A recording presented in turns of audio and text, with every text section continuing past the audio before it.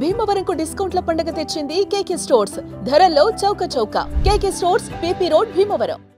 భారత్ పాక్ మధ్య యుద్ధం వస్తుందని పూరి జగన్నాథ స్వామి ముందే సంకేతం ఇచ్చారా అంటే అవుననే అంటున్నారు కొందరు పండితులు. ఏప్రిల్ 15వ తేదీన ఓ వింత సంఘటన చోటు చేసుకుంది. ఎప్పుడూ లేంది పూరి ఆలయం పైన ఉన్న జెండాలలో పతిత పావన జెండాని ఒక గద్ద తీసుకొని వెళ్ళింది. ఎప్పుడూ లేంది ఏమిటిది, దేనికి సంకేతం అని చాలా మంది అనుకున్నారు. పూరి ఆలయ అధికారులు సైతం స్వామి ఏదో సంకేతం పంపారు గరుత్మంతుడి చేత అని చెప్పారు.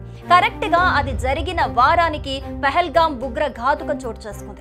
ఉగ్రవాదులు పహల్గాం వచ్చిన పర్యాటకుల మతం అడిగి మరీ చంపారు. అంటే ఆ ఉగ్ర మూకలు కనీసం వారం ముందు నుండే ఆ ఘాతుకానికి ప్లాన్ చేస్తుంటారు. అంటే ఆ ఫ్లాగ్ గద్ద తీసుకువెళ్లిన రోజే వాళ్ళు ఇండియా బోర్డర్ కి వచ్చుండొచ్చు.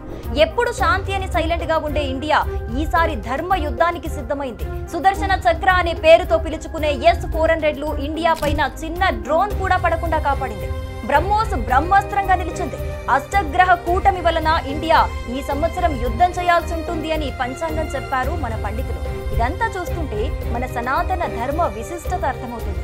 బహుశా స్వామివారి ఆజ్ఞ ఆశీస్సులతో దాయాదులతో పోరాటం మొదలైందేమో. ఏది ఏమైనా గెలిచి నిలబడదాం. సుమన్ టీవీలో మీ పర్సనల్ అండ్ బిజినెస్ ప్రమోషన్స్ కోసం కింది నెంబర్కి కాంటాక్ట్ చేయండి.